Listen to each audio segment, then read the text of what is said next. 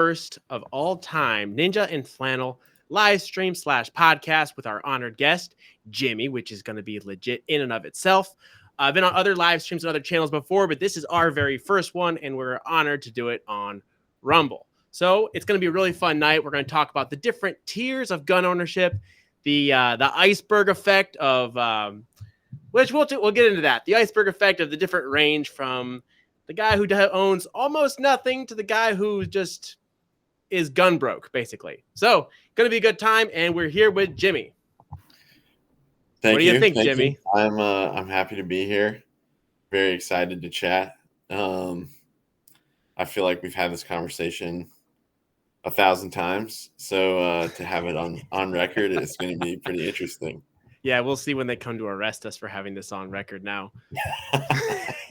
This might be the biggest mistake of all time. Yeah, I never had any hope of keeping that social credit score anyway. But might as well have fun with it while we can. Yeah, the ship's going down. You might as well sing as she sinks. Exactly. Here we are in Rumble. The plan is, though, we're going to talk about the different tiers of gun owners. Now, we don't actually know how many there are. So the rules are we're going to start at 1 being the worst, and we're just going to keep going until we've hit the pinnacle of gun ownership. Yeah. So before we get started, let's talk about both of our histories with firearms. Why don't you tell us how you originally got in yourself, Jimmy? I think for me, it definitely started early. You know, gun-shaped sticks, I think, was really where it all started for me. And then and then probably middle school, started getting into airsoft a little bit. Back before it was like really, for the cool kids at the time, I think it was very much like you would go to Walmart or somewhere else and get a little pump up airsoft gun. And one time use because they break. Fancy as it is today. And then really loved that. I mean, absolutely love that. And then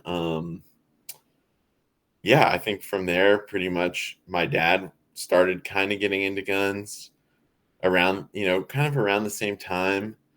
And we would go to the range. I think he bought a Remington 870 first. I have that. I still have that. He gave that to me, which was very cool of him and nice. And then I think he bought an AK.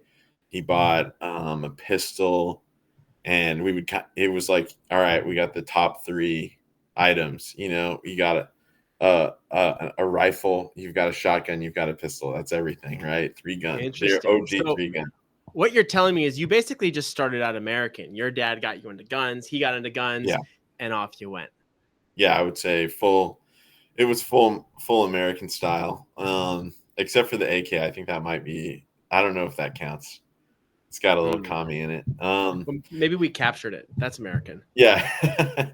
We took it and we sold it. It's called liberating. When you take a communist gun, you're not becoming communist. It's been liberated. So so getting into my story with it is, I grew up in Illinois, communist Illinois, so nobody had guns. And then we moved out to Pennsylvania, the land of the free. And we were in the Army Navy store of all places. We'll get to that. And my dad's going there. He's going to buy a Ruger Mark 322. So I'm 18 years old, and I see a sign that says, must be 18 or older to buy a rifle. I'm sitting there, I'm thinking, you mean to tell me I can buy a rifle right now? Yeah. So I probably had like $130 to my name. So I walk up the counter, I say, what's the cheapest rifle you've got in this whole establishment? Great. The guy goes, this one. And it was $120. So I was still $10 in to buy some ammo. So I bought that sucker, and snowball effect, here I am with the wall of shame or glory, depending on how you look at it. Yeah. Yeah. Do you have, what was that first gun? Do you still have it? I do. It's over there in the corner. It's a little Winchester 22 tube fed. You got a pretty good deal. That's a pretty good deal for. Yeah, I use it now with 22 birdshot to shoot spiders. Yeah, that's a perfect use for that. And that's what guns were designed for killing spiders, honestly. Yeah. So I really wish that I had hung on to more guns. Ooh. I went through like a period where I was just like cycling through so many. What's up, Ref? 1974. Thanks for joining us. 1974. We got a boomer in the audience. Oh boy, maybe it's his parents' birthday, and he's not a boomer. We'll hope. We'll hope. Yeah. So anyway, so let's get right on into it. I've actually been pumped. So yeah, I'm ready to start. I've been chomping at the bit to talk about this. So to catch everyone else up, me and Jimmy have been talking about this for a long time anyway, and usually we're just making fun of everybody. So we'll try not to be too horrendous this evening. Yeah. But so we figure we'll just do it for real this time. So tier 1, what is now? Sometimes tier 1 is a good thing. This is not a good thing. So the first tier of gun owner, what is it? Let us know in the live comment section what you think it is. And we'll play it. We're definitely going to be very active in that section. So if you see something, chances are we're going to read it. Jimmy, what do you think the first tier of gun owner is? I think we should say what we're like. I think more of what we're meaning. So like, okay, the way I'm thinking about it is, if tier 1 is the bottom, right? it's the worst of the worst. Tier 1 is the starting point. How about that? And I'm thinking about it as gun ownership as an iceberg, meaning you start at the surface level. You have no idea how deep it's going to go.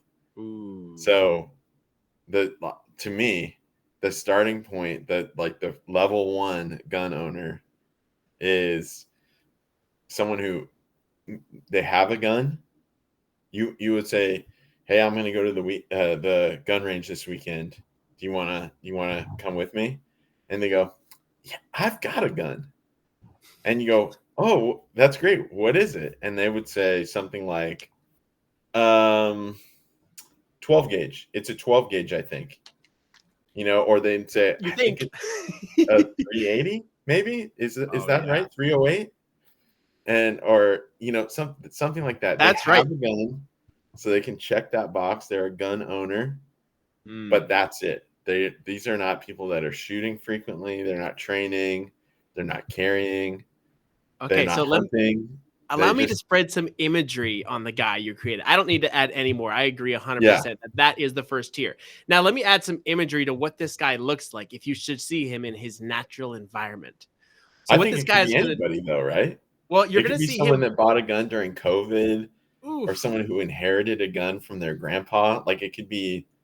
It's literally like the most broad. Like it could be any gender or whatever.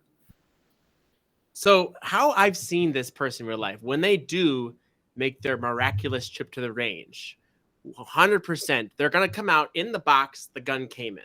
Like it says SIG right on it, and they got their 320 auto turret ready to rock. It's the 320 auto, just in case everyone's wondering. So they got their 320 auto turret rolling. They open it up. They got to get the key and get that little wire lock that we all throw away. And they got to take that out. Then they're going to take their bullet and they're going to put it backwards in the mag and then fix that. Then they're going to put it backwards in the gun and then fix that. They're going to gear up and they're going to pull the trigger to find out they haven't racked the slide yet. They're going to gear up. The teacup. I think that is definitely, to me, it's the most broad. It's the most basic. And I have no animosity towards this person. No, I think not really. This is where everyone starts. And as long as you don't stay there forever, I think that, it's a great starting point. You have taken the first step on the gun ownership journey. And as long as you keep progressing, I think that's the theme, right? Is as long as you keep progressing and you don't just stall out at whatever the beginning stages are, you got to keep making progress or else you stagnate. I agree. Like it's totally reasonable to not know something. But like, especially with YouTube and just straight up Google, there's not really any grounds for being completely ignorant on it for very long. Totally. I mean, some people are busy. They're working all the time. They're raising their kids. Some people, I think that's why we're pretty good at not having animosity towards them. Some people don't have the time, resources, or anything. The biggest effort they had was to get that first gun and get in their house and in theory they can protect their house with it, and they might be able to pull it off. They might Jason Bourne that sucker right in the final moments. Probably not, but it's possible.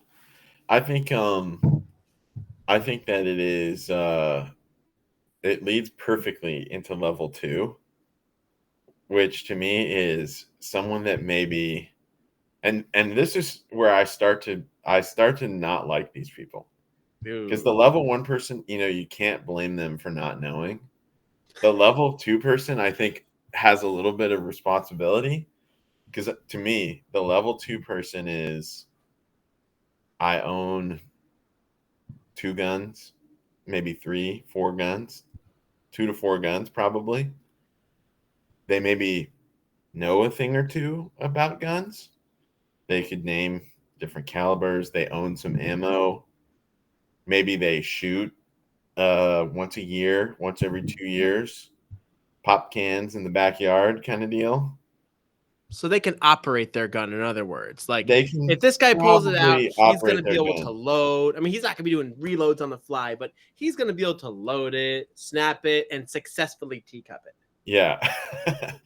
I think where this person, it's the Dunning-Kruger effect, which is you know so little that you don't realize that there's a whole world of information that you don't know yet. And that is, like, I think the epitome of level 2, which is Jake Rothenberger says level 1 is everybody needs a shotgun type. Yeah, 100%. Yeah. That's all I need right there. 250 yards, birdshot. Basically. Exactly. Yeah, exactly. That's what you've got.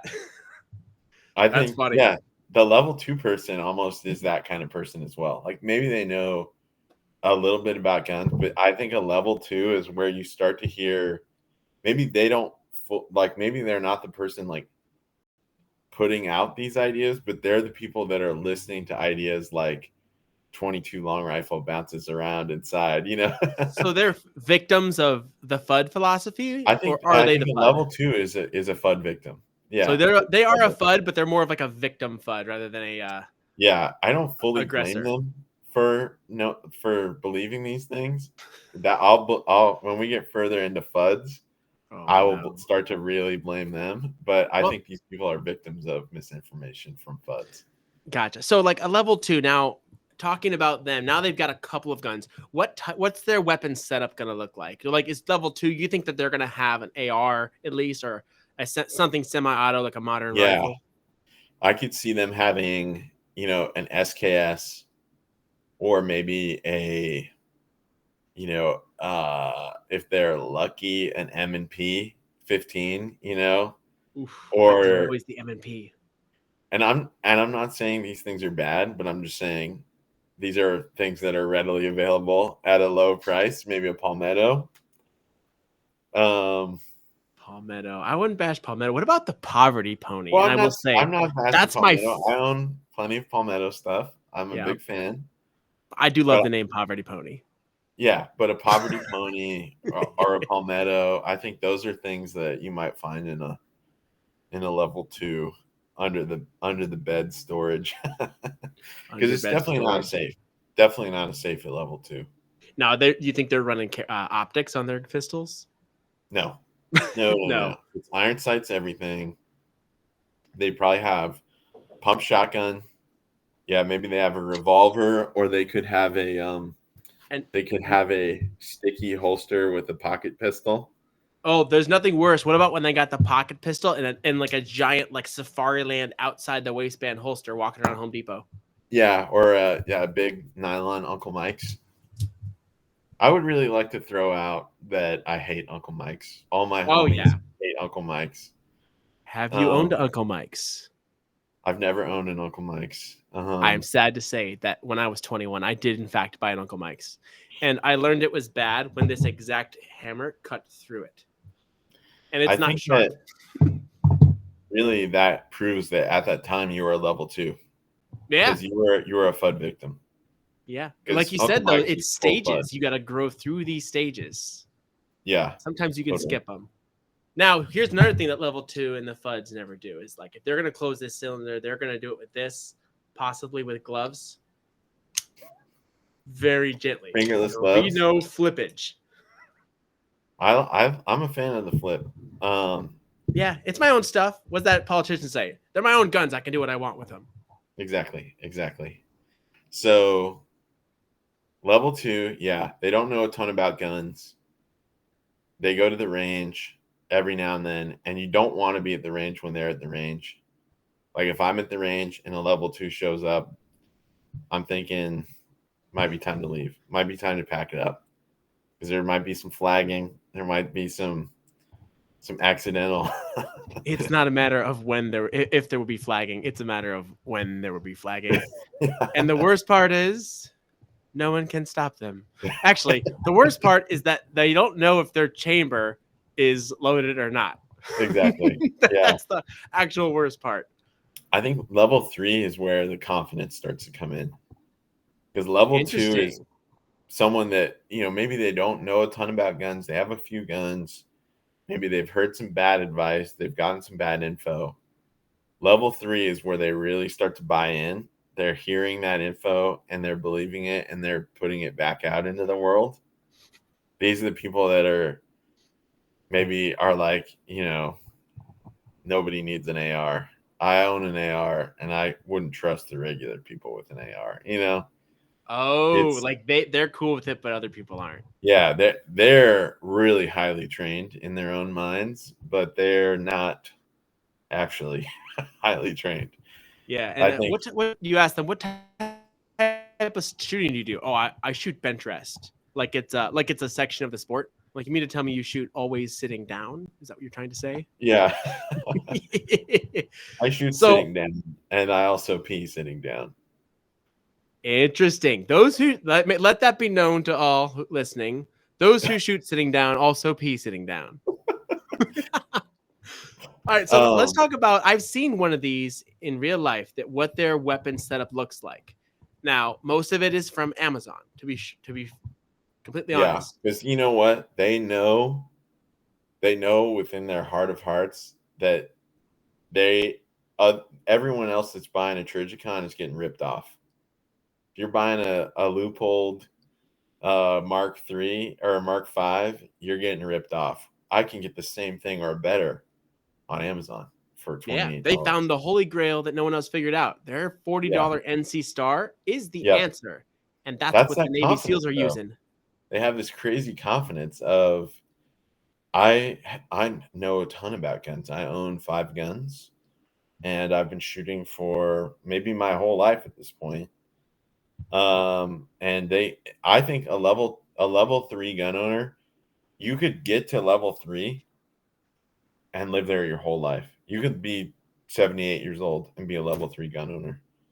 I would venture to say 95% of people you meet anywhere. Now, I will say it seems to be shifting. Like at my gun club, more and more people there seem to be actually trying to train and improve and get better for whether it's full-blown civil war or just home defense, self-defense. But the moral of the story is they're actually training in their skills. Well, you can train just to be better.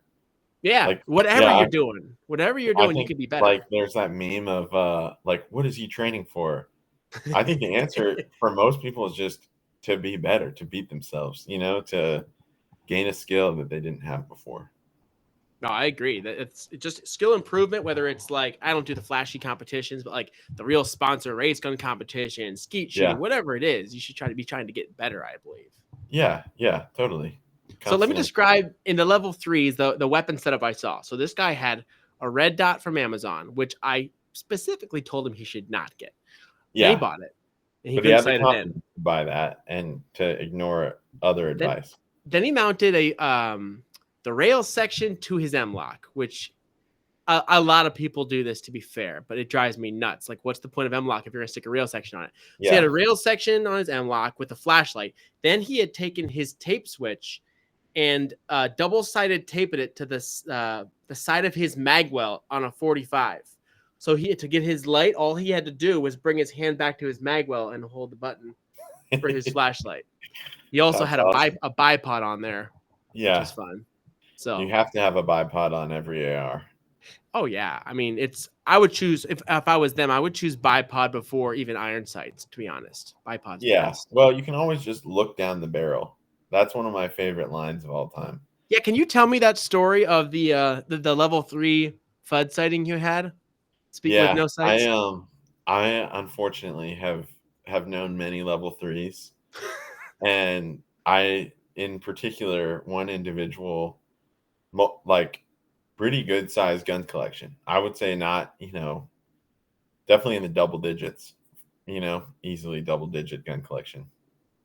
And some very desirable guns in there.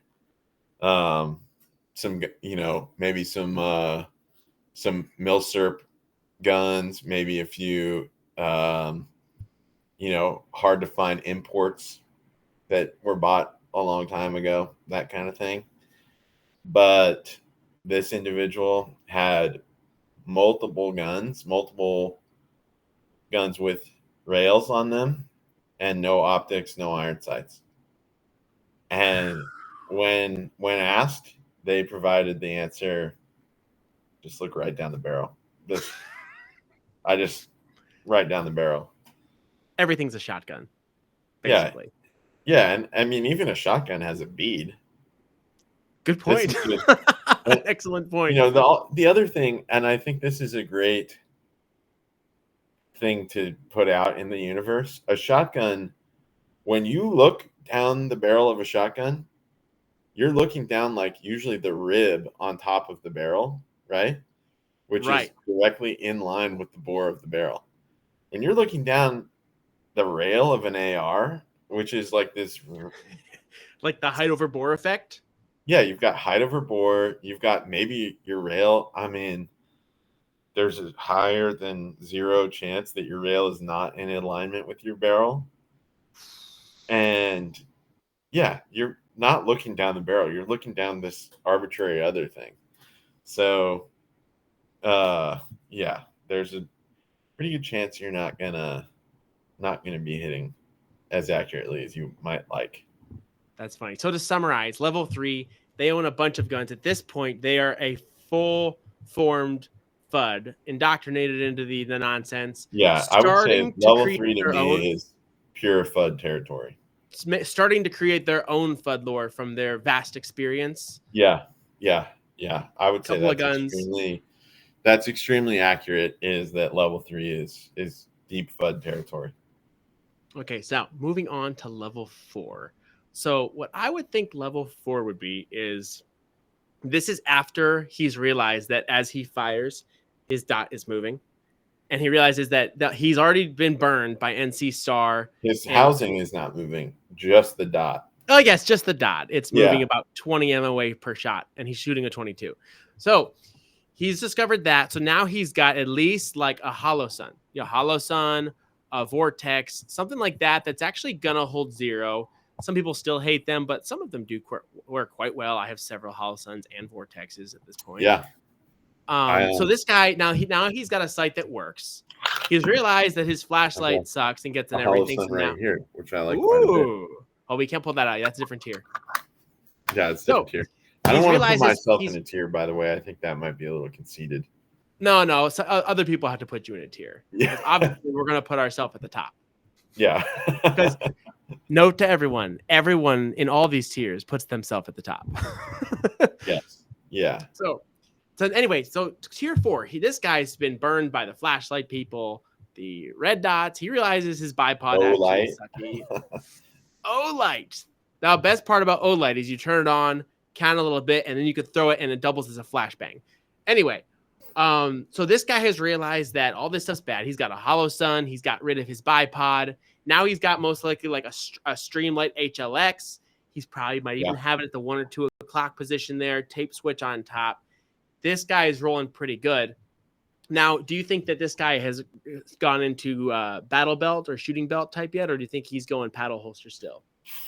I think there's a chance. Like, you have to think there's a guy for sure, a guy or gal or whoever who's gotten, maybe they've realized the error of their ways. Maybe they've seen a YouTube video that changed their mind about something, And you know what? I really respect them because I think to get past level 3, you have to fight your way through maybe bad beliefs and disinformation and you have to really dig and reconsider some things, which I think takes some maturity. I agree because you know what they say? They say it's super easy to deceive someone, but it's like near impossible to convince somebody that they have been deceived. Yes. And Yeah. make no mistake, FUDs are deceivers. They're deceivers. Yeah, they're snakes in the grass, wearing high vis vests. The fishing vest The with fishing their vest. What I their think level brass 4 goblin pockets is, I think level 4 is where, to me, you've graduated out of Fudland, but you have maybe accidentally wandered your way into mall ninja territory. And no offense to any ninjas out there. No. Whoa, easy there. But what I mean is this is someone who might say, "Oh, I'm going to get some tactical gear. I've realized that I need some tactical gear. I need to carry mags." But they've gone over the top. I think tier 4 to me is where you start to see steel plate armor. You might find a welcome dev mindset, like a large amount of nylon pockets on your gear, pouches, nylon mag carriers. You know what? They all want to restrict guns. What they should be restricting is nylon. Yeah, the nylon. I think really the true loser in the world of tier 4 is the planet because they're depleting our resources of nylon in tier 4. I mean, there's truly a metric ton of nylon that could go into a tier 4 individual. If you're listening here and you have a nylon holster, your homework is to throw it away. I think this person might even have, you know, what I think they probably have, a Serpa holster. Because okay, technically, a lot of cops have used them. It's, you know, the military has used them. You know, that Serpa holster is battle tested. It's a horrible holster. Did it pass the battle test? Because battle tested doesn't mean it passed. A few accidental leg shootings, but you know, you got to crack some eggs to make some omelets. You know what I'm saying? To be fair, it probably had a 320 in it.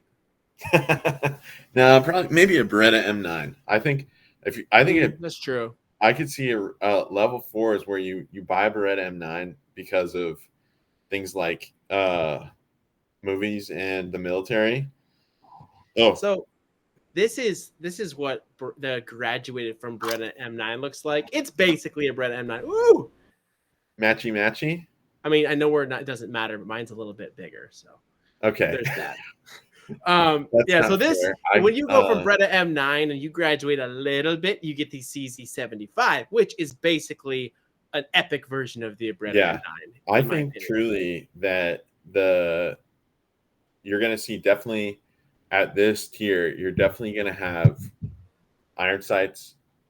You're definitely going to have, a lot of nylon mag carriers.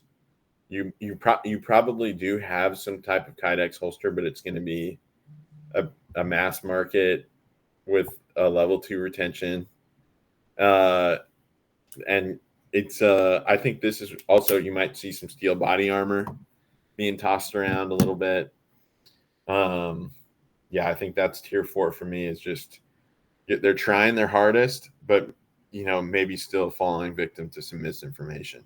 What they really need in tier 4 is they just need someone from a slightly higher tier to come hang out with them, go shooting, and someone who's cool, who's not going to go, because you see the guys in their full cry gear and they're, oh, I would throw that thing away and buy a knight's armament. That's really the only AR that works. You know, you got those guys. But it's always a knight for sure. They need someone real who's going to go out with them. They shoot a course side by side and they see, dang, this guy just smoked me twice my speed, twice as good accuracy, and smooth, you know. And then they go, hey, how'd you do that? You know, like, I feel like if you're going to teach somebody, like when I've been taught by people better than me, that's how they've been good guys They're humble about it, and they don't even need to be humble because they're so much better than me. They're the true those are the true MVPs of any tier. Are people who are maybe a couple tiers higher than you. They've surpassed your level by a good few. They have more years under their belt probably, and they're humble about it, and they can help guide in a kind way. Those are the real friends you need. The real heroes. Yeah. They're the real heroes. They're the true heroes. So that's tier 4. So tier 4 is he's trying, but he's still falling victim to stuff. Yeah, and a tier 4 guy is person is someone who they have an AR. They have they have a 9mm handgun, probably, maybe a 45 semi-auto, iron sights on the AR, maybe a red dot also. Yeah, usually a red dot, but they always got their backup iron sights, which I can't fault you for I don't do backup iron sights anymore, but I won't fault backup iron sights. And definitely iron sight on their pistol. They're definitely not pistol red dot. Carry out. Although I think that's changing. I think that's one really good thing is that pistol red dots are becoming more widely accepted and available. So, this is the PSA dagger. I think something that's changing that is the fact that the daggers are dirt cheap and they already come now. This one's a little goofy. This is from the guy who spends too much time on social media. We'll talk about him later. But these come optic cut from factory. So you get the gun and then you're looking at you're something seems like it's missing. This thing is telling you from day one, I want an optic. Yeah. I think that's helping the climate. I think we touched on this already, but I think you and I are both big PSA fans, and it's things like the dagger that truly win me over to Palmetto. Somebody's fishing vest feels attacked. Your fishing vest is attacked. Specifically you, commenter. We didn't try to attack your vest. We did attack your vest. Yeah. Yes, 100%. I'm coming after all fishing vests. I'm going to say something about fishing vests. I won't even wear it when I'm fishing. But I also don't catch that many fish, so you've got me there. Yeah, I mean, you don't catch any fish, but you don't lose your dignity either. No, so, I would rather eat chicken on the way home from the lake than wear a fishing vest. Yeah. Well, there's that saying, right? A bad day fishing is better than a good day with a fishing vest. So there's also a song of that's pretty fantastic by Billy Hurt. I fully believe you. So yeah, I think tier 5. I think tier 5 is a solid shooter. I think this is someone they've graduated maybe to the level where they maybe are experimenting in a particular area, they've specialized a little bit. Ooh, let's talk about that for a second before you move on. Yeah. Specialized. So they're doing something are they actually doing a competition at this point of any kind? I can see them doing, and truly it doesn't have to be they don't have to be doing 3-gun or 2-gun, right? I could see a tier 5 shooter being I do lots of kind of shooting, but I love PRS. I love Steel Challenge, and they do Steel Challenge, or they do USPSA, or maybe they don't even do a competition, but they love going out to 1,000-yard range and ringing steel at 1,000 yards. I think the tier 5 is where you really get into a competent shooter, and maybe not in every area, maybe not in every piece of gear, but they at least have one area that they excel in, which I think is cool. So we haven't touched on this with the other ones as much, but as far as how much they're going to the range and training, we've kind of been skipping that. We said tier 1 is basically never. Tier 2, maybe 4 times a year. I would say maybe once a year. Okay, once a year. Yeah, and then they're going on 4th of July, or they're going the weekend after Christmas. They're going just occasionally. Okay, so tier 3 is probably quarterly, maybe a little more than that. Yeah, I could see even a tier 3. I could see 4 is going at least monthly. Yeah, I think tier 4 is going monthly. And I'd say tier 5 is definitely someone who like belongs to a range or a club. These are people that are going, maybe twice a month or as often as they can. People are busy. Dev Mindset says, at what level are you spending more on ammo than gear? That's a good one, and that's a really good level, because that's something we'll touch on when you quit buying guns and you start buying ammo because you're training so much. Yeah, you know what's up, Dev Mindset. Yeah, for sure. You're getting into the comments. I'm reading Crayon Eater 83 right now. What's he have to say? Crayon 83 is talking about level 5 having quads. I think we gotta wait for quads. I don't think level 5's rocking quads. No. I can see level 5 maybe their area of expertise is night shooting, but probably I'm gonna say, Ooh, you see what Crayon says his next one? Level 10 aces all the courses with whatever gun he's holding, basically. I think you're onto something there, Crayon. He's on something there. Smoke the USPA thing up against the race guns with a stock Glock. Yeah. But anyway, back to our thing. I love the comments. So back to tier 5. He's shooting probably bi-weekly at least, and he's a member of the gun club. Yeah, totally. Or I mean, maybe not bi-weekly, but bi-monthly. Bi-monthly? People are super busy, and I think you can't be. I think there's an unrealistic expectation for people to go to the range super frequently. True. And like you have to balance your life out. And I think you can be very good. If you dry fire, you can be very good at tier 5 is definitely dry firing. Assuming that's what he's gotten into, because he might just be doing PRS or something. So totally. I will say my own invented phrase that I'm proud of is that dry firing is like studying, and going to the range is like taking a test. So if you only train at the range, it's like trying to learn school or a trade by only taking tests. I think that's such a good. That's such written and directed by Ninja and Flannel.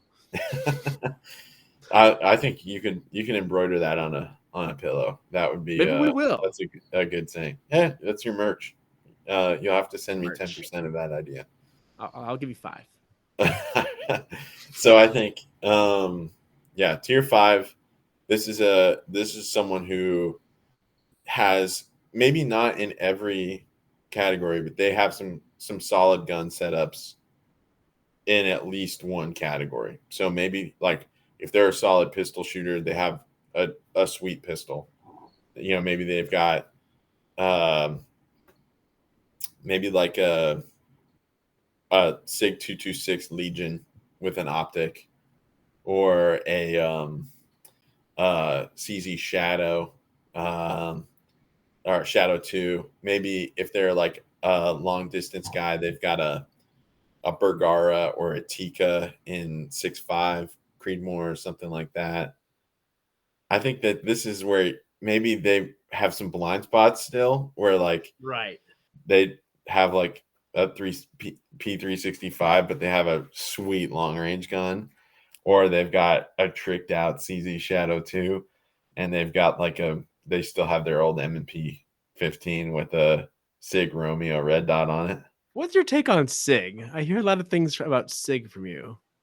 Yeah, I've owned quite a few SIG products. I would not say that I'm a huge fan of all of their products.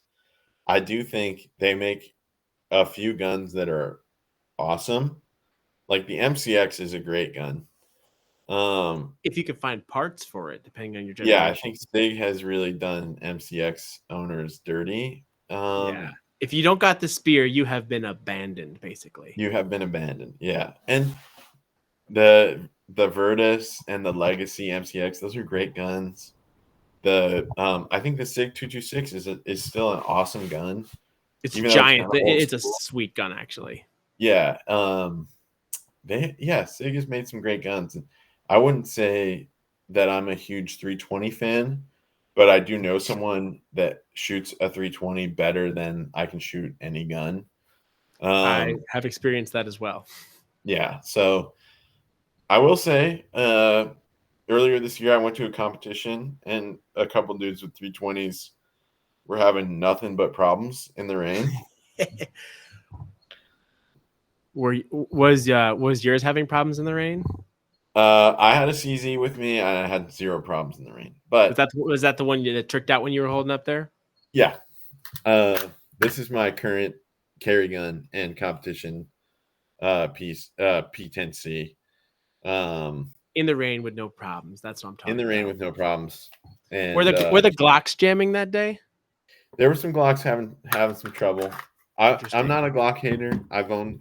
I'm not a Glock hater, but the culture around Glocks is disturbing. I would say I'm not a Glock supremacist, for sure. But you know, they're fine. I think they're not bad. They're kind of lame. That's my biggest criticism of Glocks is that they're kind of lame. I think they're boring and lame. I agree they do function well, but I feel like saying that reliability is the only thing you need, I think it's a crucial point. But reliability is the only thing that matters. It's like, fine, give me your car. I'm taking your stereo, your heated seats, your windshield, because all you need is your motor and your wheels, you know? Yeah. That's where I'm at. I think. But anyway, that's not the point. That's a tangent. We'll have to do another episode on that. Yeah, that's a huge tangent. I think we could talk about that all night. Yeah. Okay, let's move on. I think to tier 6. Tier 6. I think this is where you really get into the competition. Yeah, not to say competition makes you a better shooter, but usually it's a sign that this dude's like training enough where he's like, let's see how I compare to other people. Yeah, and I think that is truly a progression in that as you become more competent, there is always this need to test that competency and see, like, is my training actually doing anything? Right. And also competitions are super fun. Oh, they're so fun. Anyone watching, if you've never done a match, you don't got to do the one where you wear a monster sponsor jacket or you go out there and act like a fool. Find a good 2-gun. That's my personal recommendation. 2-guns are usually the most chill. You go out and do a 2-gun. You go out with your duty belt, whatever your main, like this is what I use. I use this, my 10.5 SBR here with the suppressor. I rock this with the magnifier. And you go out and you just do your best. Everyone's cool. You all talk about gear together. And at the end of the day, I guarantee you're going to be able to pull out a notepad and write down things you need to change on your rifle. Like, oh, this is too far forward. My mags are too far back on my hip.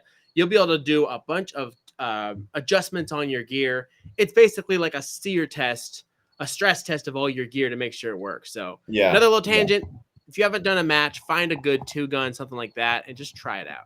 Yeah, I think if you don't listen to anything else that we've said tonight, the biggest takeaway that you could get is I should go do a competition. And you truly don't have to be a good shooter. That I think a competition is where you go, hey, these are the things that I need to work on with my I need to transition from target to target better. I need to draw from a holster better. And you have Glock enemies now. Oh, have we made some angry Glock fanboys? Yeah, I will say they better not attack you in the rain. Look, you know, I've owned Glocks. I've owned several Glocks, and I liked them. But I think they're just a little boring. I think, you know, it's like if you just only eat vanilla ice cream your whole life, you're missing out on. Now, if it's really high quality vanilla ice cream, it might be all right. But I don't think that's where we're at. I don't think that's where we're at. Sauce in there, dude. Some gummy bears. Just mix it up a little bit. Yeah, that's fair. Where do you find matches? Go to Practice Score. It's PRACIT. I don't know, something like that. Take the word practice and score somewhere along that line. Yeah. Smush those together. Practice Score has, like, you can make an account on there.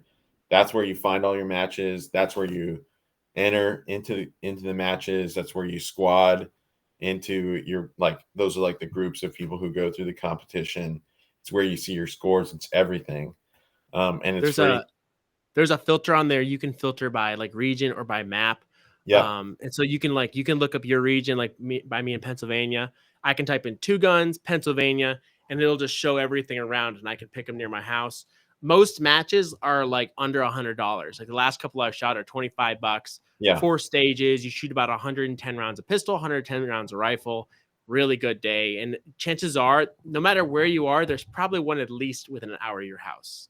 Yeah, I just did a 2-gun a couple weeks ago. It was $20, and it was literally an all-day event. It was so fun. They had a great turnout. It was a super fun match. I did terribly, but I had a great time.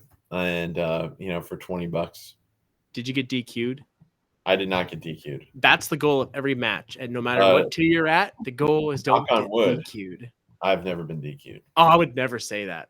I knocked on wood. I haven't either, but I would not like to say that out loud. Too risky. I think if you haven't done a match yet, you definitely should. So tier 6 shooter. Tier 6 shooter is doing matches now. He's actually not scoring last. He's probably not getting DQ'd that much. His weapon setup he's got something set up. Like for my match, I shoot 500 yards with my 10-inch, which is comical to be honest. But he's probably got stuff set up. He's either on an LPVO so he can engage close and far, or he's on a flip magnifier or something like that. He probably owns a suppressor at this point. Now, not bashing that. Some of you guys are avoiding the NFA. I'm with you there. So, yeah, I would say I think tier 6 is where you start to get maybe a broader skill set as well. Maybe someone that you could take skeet shooting and they would do pretty good. You could take them to a 2-gun and they would do pretty good. You could take them do a USPSA match and they would do pretty good.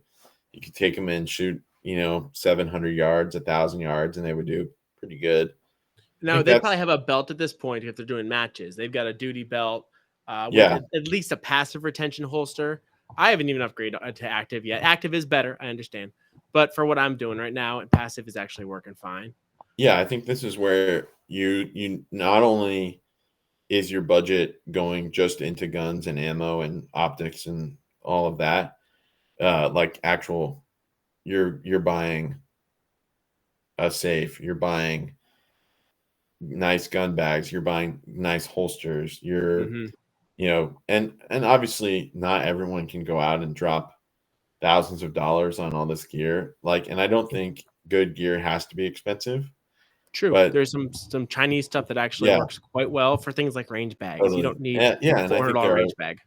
There are good values out there. You can go on Reddit, gun accessories for sale, and buy used gear. I've done that a ton, and you can get great hand-me-downs on there. Also, on this tier as well, this wouldn't by itself put you on this tier because there is a tier like a 3 guy who goes out there and just mag jumps.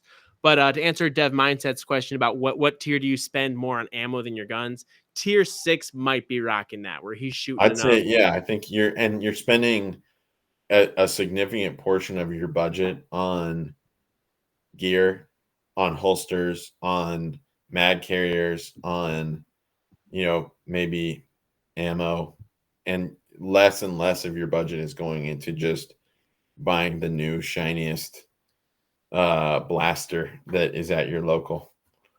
Although that is so tempting and still occasionally catches. Well, I mean, being able to do that too just depends on what your occupation is. Totally, yeah. Some people can do both. They can burn tons of ammo and buy all the new toys. Totally. But that's not most of us. You know what? I'm happy for them. That's great. I am too. Send it. They when can I buy grow worse up, stuff. I would like to be just like them. Yeah, but then you have to grow up. That doesn't sound fun at all. No, I'll pass on that. Thank you. Hard pass on growing up. Yeah, so I think tier 6 is a very competent shooter. Welcome, Sigmund was a fraud. That's a great name. That's a fantastic name. Do you have, you can answer down there. Do you have a channel? I'm gonna follow you just kind of like your name. I think tier 7. This is where I think they're really because a tier 6 dude could definitely be maybe rocking some night vision, suppressor. Wait, I'm not putting myself in a tier, but does this put me in tier 6? I think that could qualify for tier 6. It's not high-end night vision, but it's at least a PVS 14. It's real night vision.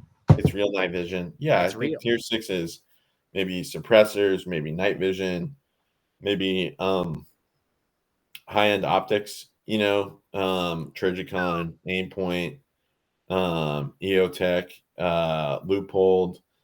I think that's where you start to really find people who are buying some significantly nicer gear is in tier 6. And then in tier 7, I think this is where you find people that are they're spending a good amount of their budget on ammo, but also they are spending part of their budget on really fine pieces of equipment. So aside from equipment, let's talk about what they're doing when they go to the range. Like they're not just putting up targets and shooting. They're probably setting up courses of fire, yeah, reloads, weapon transitions, pistol to rifle, rifle to pistol, shooting from behind cover, shooting probably full left-handed or at least half left-handed, where you go left shoulder. I don't know what the term for that is. They're probably getting into a lot of stuff where like they can just run through this fluidly, shoot through VTAC barriers. So this guy, when he goes to the range, he's probably getting close to everything shy of actual combat. Full disclaimer, I was never military, not an operator of any kind. Well, and I think not even combat, but just like they're simulating a competition in whatever their field is. They're simulating, a 2-gun or a 3-gun or a USPSA or whatever. Oh, what are they saying? Best 308 platform. I'm working on an AR-10 and not impressed. Interesting.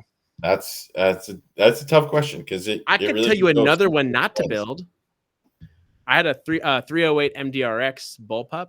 That's another one you don't want. That sucker broke like 5 times. That's the interesting thing about 308 is that you could be building a battle rifle. 357 revolver. That I can recommend. Ruger SP 101. It's like a short carry one, but it actually shoots like a full size.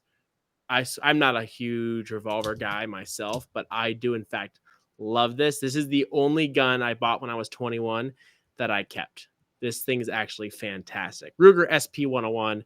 Make sure you get the double and single. There's a double action only that you don't want. Now let me ask you: do you carry that? No. Did I carry it? Yes. Do I? No. Yeah, I think that's the right answer. They're very cool though. This is what I do. This is what I do carry. Yeah. Right there. This is a CZ P10F with the Trigicon RMR, and I don't like my flashlight that much because it's a little too short. But the Streamlight TLR7A, and this is my go-to carry gun. Nice. If it was YouTube right now, everyone, we'd be banned. That's why we're on Rumble. Can't even touch this sucker on there. Yeah, 308 platform. I think you could be looking at so many different things. You could be looking at a battle rifle. You could be looking at a long range or mid to long range setup. I think if I was going to be buying a 308 at the moment, maybe a SCAR. I think a SCAR would be pretty cool. I haven't really shot a SCAR, to be honest. The newest model has a non-reciprocating charge handle, which is interesting. That's really nice. That's super nice. I've shot a 308 SCAR. A friend of mine has one, and it's great. It's super fun to shoot. I wouldn't say it's like my favorite gun to shoot, but it seems like a really cool gun. Yeah, H-Car. Yeah, just go ahead and get a mortgage out and buy one of those. Those are cool, but I think they're cool for like 7 people. Yeah. I'm not even. I think I've looked those up. Those are about $7,000, right? I think they're definitely over 5 for sure. Yeah. I remember looking at them and immediately stopping my search. You could buy when I found them SCARs for the price of an H-Car. So true. So anyway, back to our thing. I love the comments. You guys are cool there. Yeah. So tier 7, this guy's dry firing. He's doing all the drills. We've established that's what he is. Now, is that where we stop? Is tier 7 the pinnacle of civilian gun ownership? Or is there a guy past him? I think you could go way past. Now, tier here's 7, a question. You've got really nice gear. You're training. And you train well. and you're training well. You're training a lot. I think tier 8 to me is where the fanciest gear comes into play. Oh, like he's buying the same gear as tier 6 or tier 7, but it was 7 was the last one, right? Mm-hmm. He's buying the same stuff as tier 7, but his is very nice. Well, I would say like a tier 7, if they have night vision, maybe they have a PVS 14 or maybe even duals. But I would say I'd tier say 8, he's got duals for sure. I think 7 at least has the PVS 14 in green or white phosphorus. I think 8, you've got the white phos duals, the PVS 31As. Or duals are nice. Yeah, duals are very nice. You've got instead of a D-ball, hashtag D-ball gang, you've got maybe a Does mall. the fellow on the right have a channel? Not yet. No channel. I'm just a civilian. Yeah, that's it. No, okay, you say you're a civilian to say that you're not an influencer. That's funny. Yeah, you can actually believe what I'm saying. I have no affiliation with You're not an active deployed influencer. I'm not an influencer. I'm just a regular old dude. Not yet. We'll see though. I will let you guys know if I convince him to fire up because I think he should. So we'll see. Let him know in the comments if you think he'd have a good channel. Unless you don't think it, then don't say anything. Yeah. But so tier 8. So tier 8's he's buying legit stuff. He's starting to win matches. Duels and a mall. If he's buying a pistol, he's buying staccato or a Nighthawk, something really fancy like that. If he's buying a rifle, he's buying a Hodge or a Knights or an LMT, something like that. If you look at his plates, he's got ceramics. If you look at his carrier, it's probably JPC. Everything is just whatever the best thing is, probably. And it matches his skill because there's everyone in this tier, depending on their income, can buy all that stuff. But his skill will match what he's got in that tier. Yeah, I think we should definitely address that. Your skill has to go with these gear because I saw a guy. I saw a guy go to a match with a $2,000 AR and a CZ Shadow and an NC Star red dot on it, and he got absolute last place because he had never even trained before. You can't. This is not pay to play. It is not pay to play, and I think as well, like all of these tiers, we've been organizing them primarily by skill. Yeah, and I'd say I think that that is like a really important thing, is that your gear and your skill reflect each other. Because it is very disappointing to see someone with very high-end gear and very low-end talent. Fun story with that night shoot I did over the summer. This guy who was left-handed, you got to watch them lefties. He's full cry matching camo, dual white phosphorus. It was a night shoot, so I couldn't see his weapons, but I'm sure they were nice. He shoots his target, hits everything. He turns, and I mean, he's left-handed. He went to run right across the stage. His muzzle went across our wasted kneecaps. All 30 of us stand there. He went sprinting across with a hot gun. Hopefully his fingers off the trigger. And we were all, crap. We're all screaming and shouting, and he just muzzled all of us. So he had all his fancy gear, and then he just, it wasn't even like, he kind of broke the 180. I mean, this dude was, about to smoke all of us. So don't be that guy and cry gear who flags everyone. He's got tier 8 gear and tier 1 abilities. Yeah, there's that. Yeah. So that's good. Good thing to specify that this isn't a pay to play. It's all about your training and gear. Now, here's a confusing thing for this scale. I guess we should have set it up as far as real life useful skills. With tier 8 kind of in line with it, there's also a sub tier next to it with all of these tiers actually for competitive shooters. So the guy who's got a race gun that you could never actually use in real life because it'll just go off. And that guy might be the same caliber of skill and gear as these other guys, but he doesn't know how to actually use most gear. He's just rocket fast. He's got an $8,000 staccato, and he's going to smoke me in a match.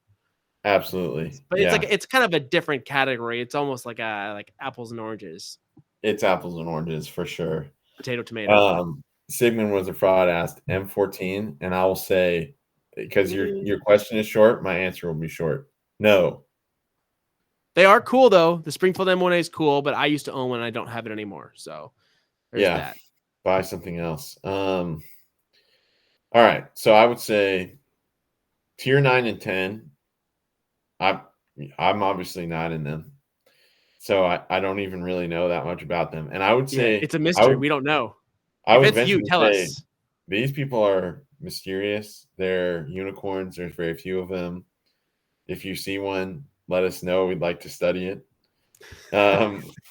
Actually, hold on. I got an idea of what it's going to be. Okay. He's probably going to be a guy who actually was special forces, not your random guy who was in the military at some degree.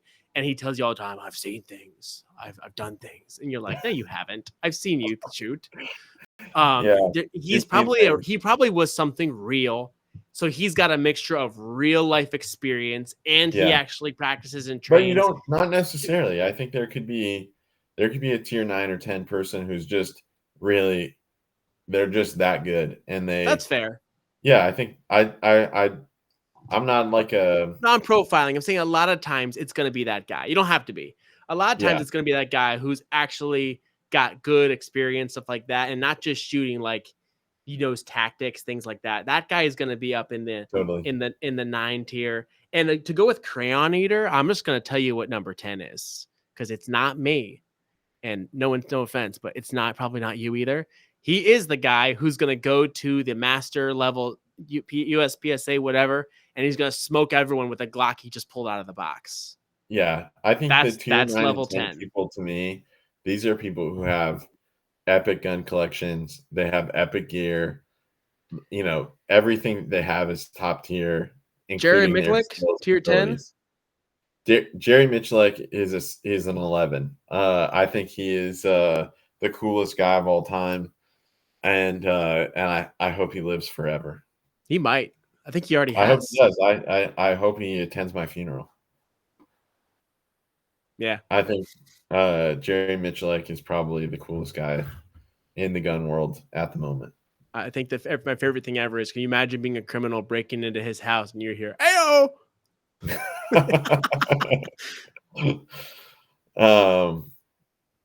That's it. That's the 10 tiers according to us. We don't make the rules.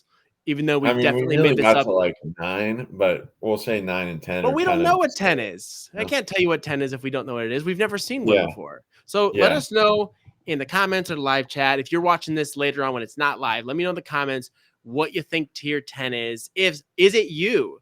And if it is you, I want to link to your channel to prove it. Because all those Karens on YouTube, they always want to tell me that they're tier 10 to some degree. And then you see the channel. It's like, can you run a mile? Can you ride a bike a mile? I don't think so. So let me know what you think tier 10 is, because we only got to 9. We don't know.